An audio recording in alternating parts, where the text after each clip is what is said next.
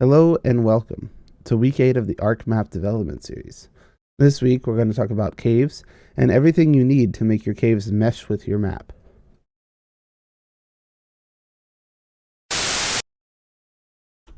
The first thing I want to talk about when it comes to caves is the space you need to make a cave. You can't just simply cut a hole in a mountain and be like, okay, here's a cave, because it has to mesh with the map. It has to be in a space where there's an allowed space for a cave, meaning that it won't stick out of a corner of the map over here or be visible from someplace other than the times where it needs to be visible. So with that in mind, I'm going to use this large hill here. There's plenty of space. It's up above the water level that is the ocean floor. And we have a nice little potential entrance in the back here. This is just to give you an example of exactly how small the player is in comparison to the scale of the map.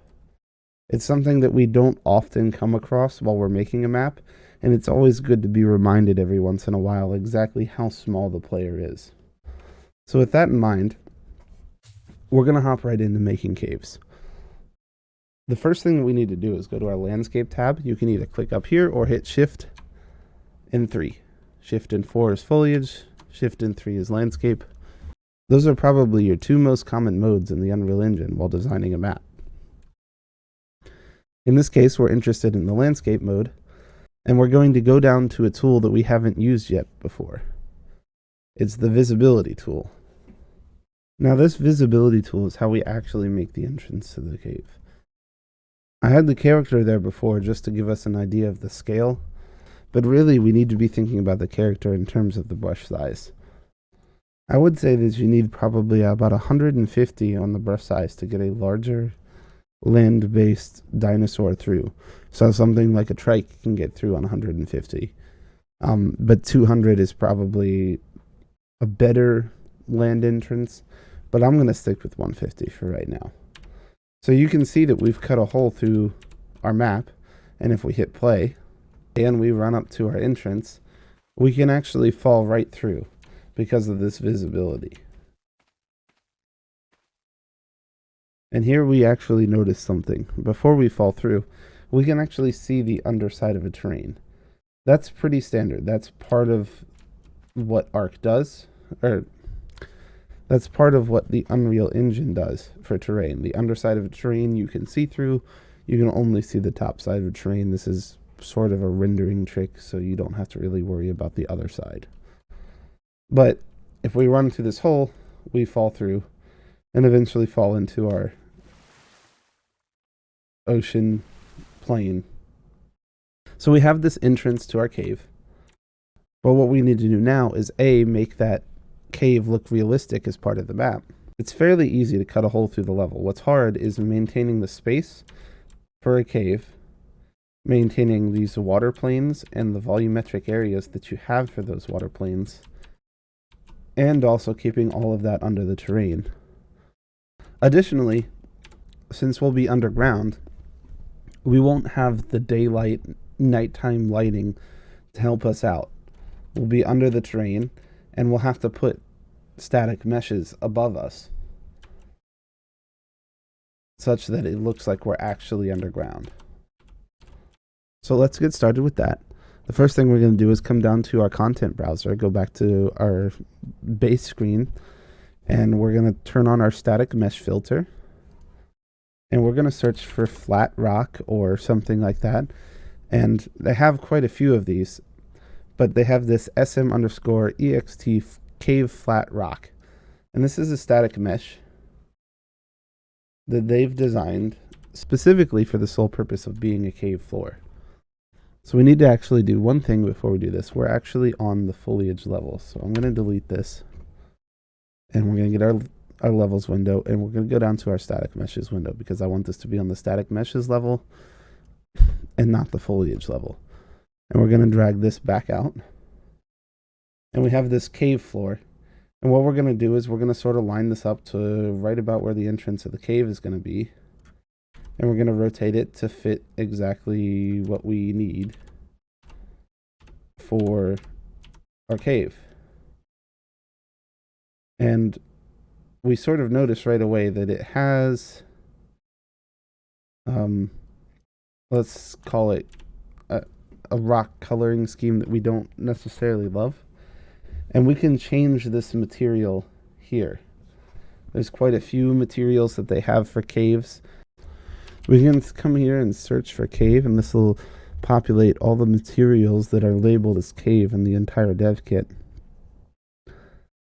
And we're going to take a look at the material Cave Wall 02 SE.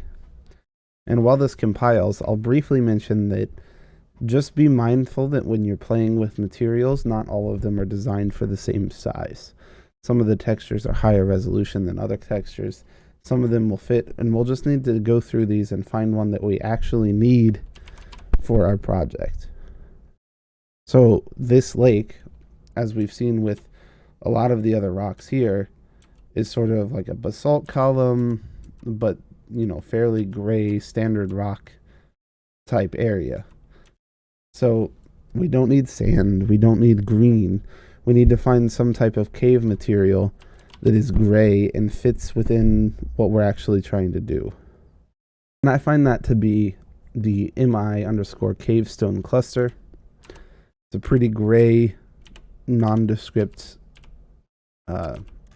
material. If we pull it out, we can see that when it applies, it just looks like a pretty standard rock, which is great because that's what we want our floor of our cave to be. And it's worth noting here we can work on our entrance a little bit.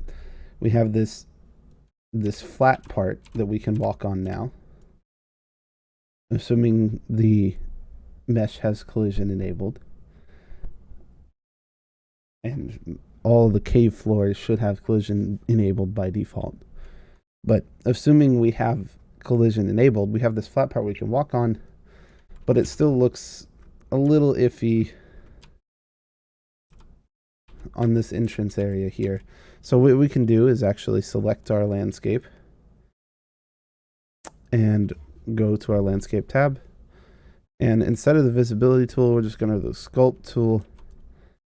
And with our super low strength, we're going to sink stuff down and raise it up until we get to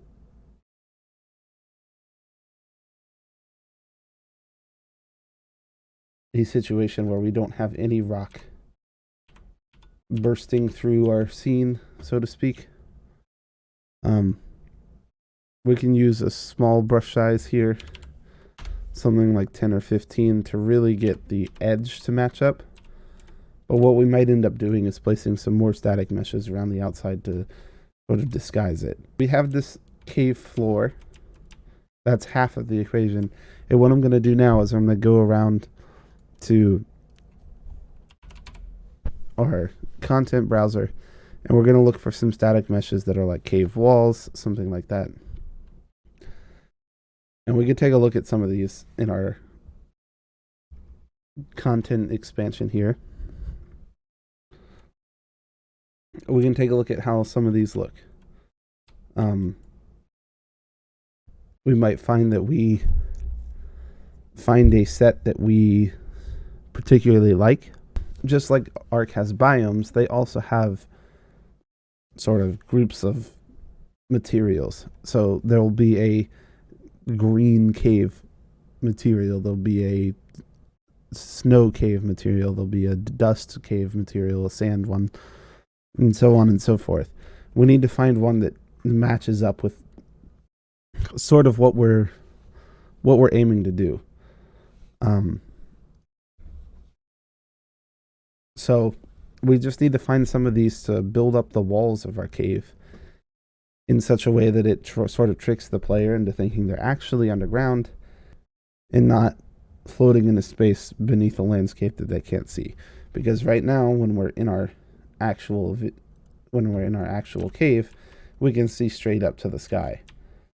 So we need to trick the player into thinking that they are actually in a cave and they're going to come this way, and they're going to move through their cave, and it's going to be exciting, and they're going to have this great big cave.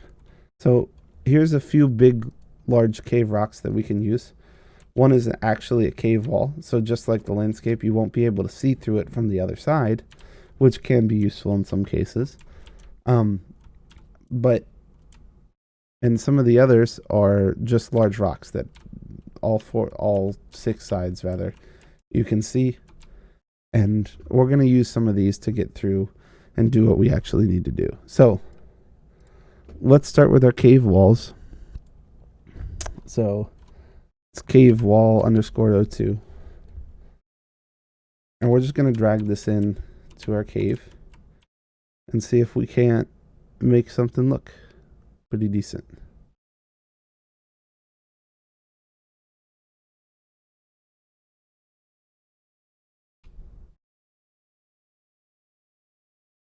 It's pretty important that you're mindful of your surroundings. So we're going to be working in an area where we're going to be potentially popping out of the backside of this mountain. So every now and again, you'll see me pop out and check to make sure that I'm not going outside of my allotted space. I don't really think it's going to be an issue on this side. It probably will be on the front side, but we'll cross that bridge when we come to it, as we'll probably have to disguise the entrance of the cave anyways. So I've placed some rocks in what I think is a pretty reasonable structure here. We can't see much, but if I turn on I just clicked and dragged the point light here, and I made it super bright and super wide.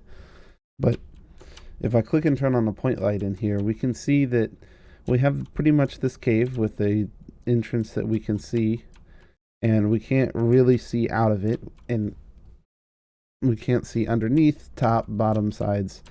That's all good. We may need to fix a few spaces here and there, but the general idea is there. That we have this space that's totally isolated from the rest of the map. Like, we're looking at it and we don't see stuff. But in here we have this separate world. Now, I have left a few things out on the map for illustrative purposes, partially and partially to sort of explain what we're going to do with the front of the cave. So I have a few objects like this rock. I actually only used 2 meshes to make this entire cave.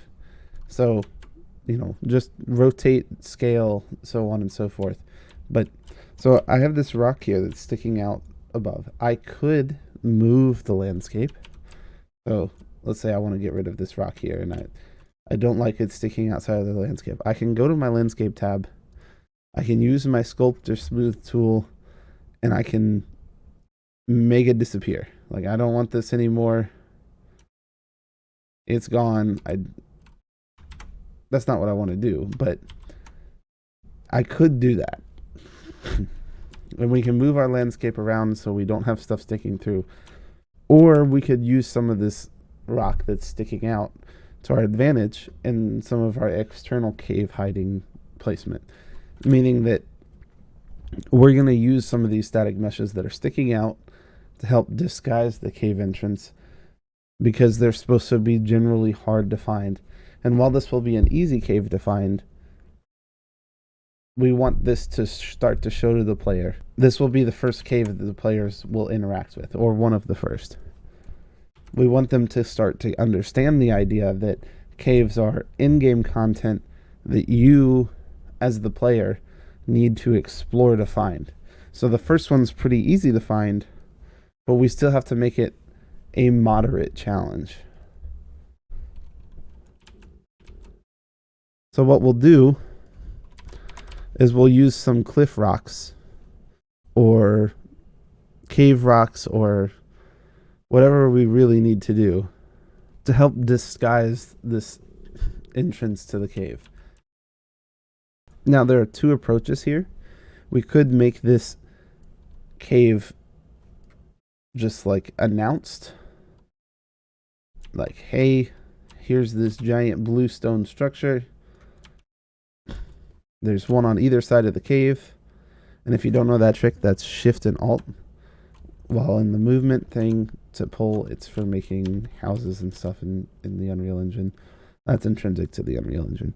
But we could announce this cave, say, you know, Tier, come get it. Or we could try to disguise it with some more of this style of rock, where we have it hidden behind some boulders or something of the sort. I'm actually going to delete both of these because I don't want these pillars here.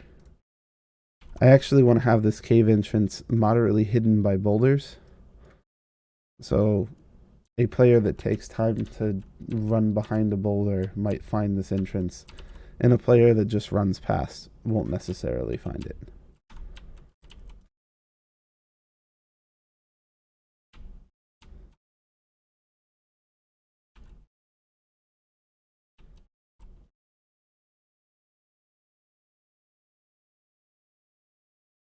Doing this gives us a twofold effect.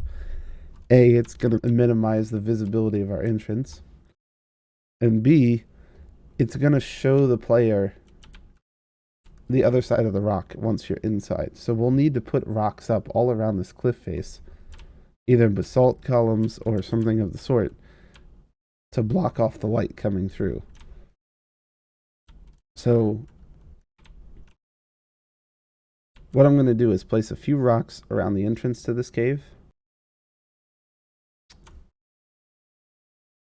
Alright, so I've placed some rocks around the entrance to this cave. What we'll end up doing, actually, is probably taking some of these rocks and sort of hiding them inside the mountain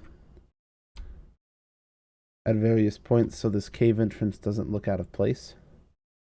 So, you know, for example, just having some poke out randomly on some of the sides around this crater. And what that'll do is make this cave entrance not look out of place. When we as the player walk up to this cave, there's no longer any markings on the outside that help indicate that this is a cut in the landscape. It really looks like its own isolated chamber hidden within our landscape. So we'll go ahead and hit play and test it. We're going to run up to it and test it.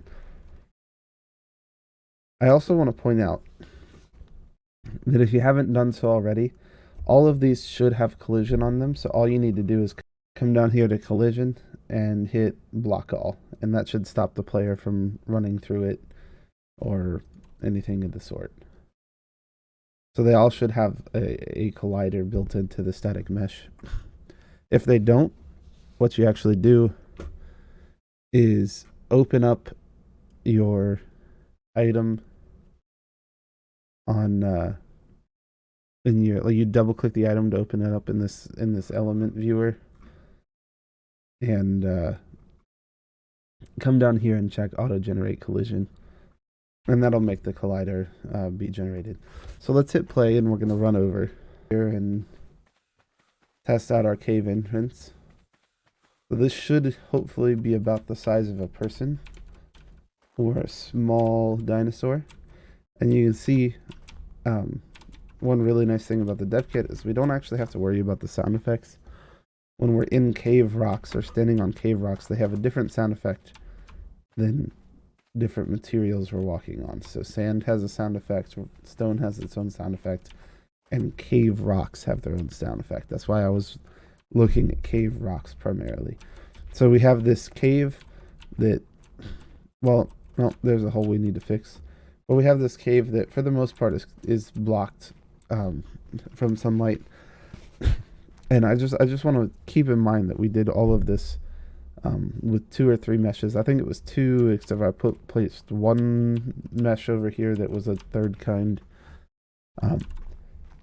It doesn't really matter how many meshes you use. You can use a lot, you can use a few. What really matters is making it so the player can't discern a pattern. So at no point running along here can I see a repeating pattern. Maybe here and here I might rotate this one a little bit, but I think for the most part that's pretty fine. And the only thing we really have left to do in our cave is to make sure that it has proper lighting. I just have a point light up there right now, but caves need to have a more realistic lighting. They need to be dark. They need to be scary. But we can add a few lighting elements that'll really help the player.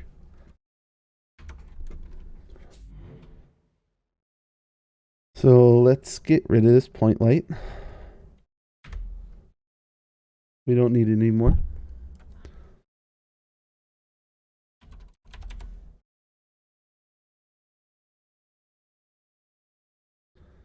So I've dragged in what is a crystal tree.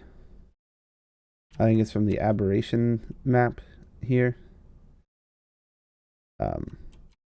I'll get to it in just 1 second. Once it renders in the mesh.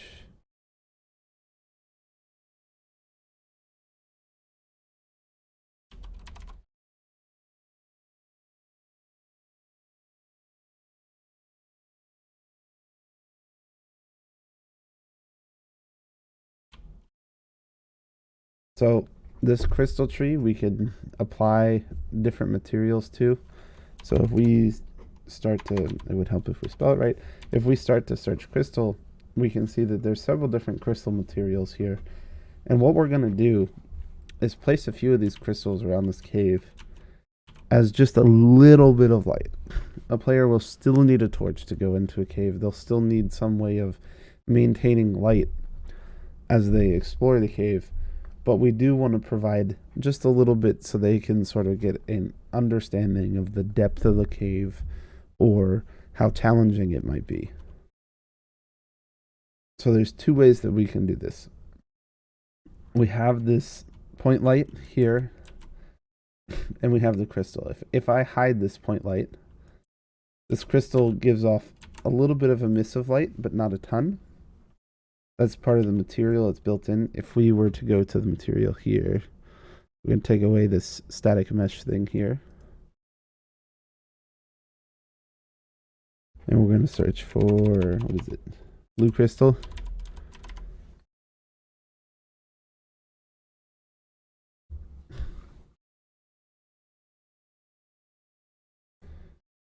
We have this crystal material here.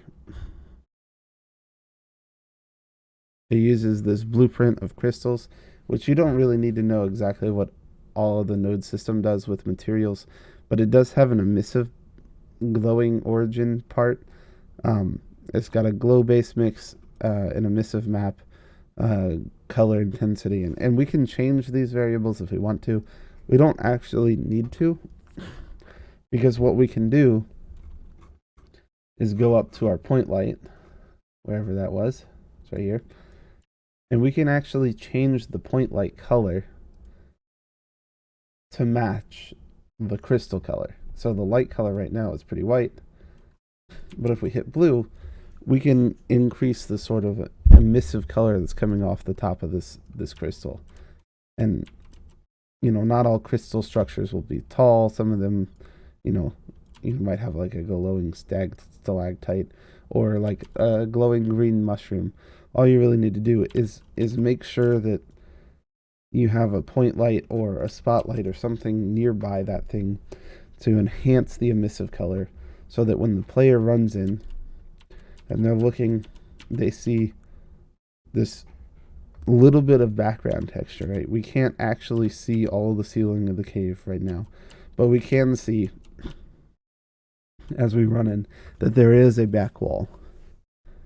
And it gives a sense of depth to the character, and that's important because we want to limit their worldview while they're in caves, because we want it to be more difficult. We want them to be focusing on the cave and the experience they're having, so they maintain that flow state within the cave and enjoy the experience of being inside the cave. So I think I'm going to wrap it up there. This is just sort of an example. I'll end up actually extending this cave. I don't want to show creation of all of my caves on camera. I want it to be a moderate surprise to people playing the map. So This cave will have a different entrance, probably, and extend further or go down. I'm not saying, but this was just sort of a proof of concept thing, so that if you are building your own map alongside, you could come through and sort of learn how to create a cave and some of the things that are required for caves. So I hope this was helpful. I hope you are making your own map, and I would love to see any comments below on progress that you're making with your own map, or see any cool ideas you're doing on your own maps. Any questions you might have, I'm more than happy to answer. Just drop them down below. Like, comment, subscribe, all that jazz. And hopefully we'll see you next week.